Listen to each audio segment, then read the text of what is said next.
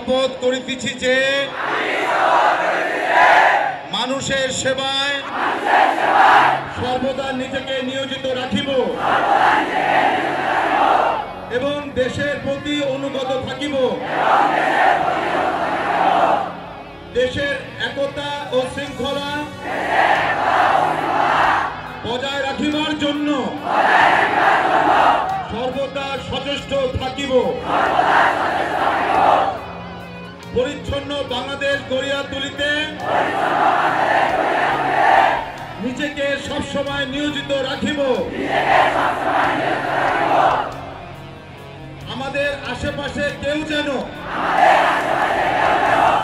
যত্রতত্র ময়লা আবর্জনা না ফেলেন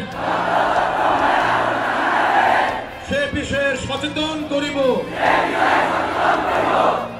সর্বদা সাংবিধানিক নাগরিক দায়িত্ব পালন করিব।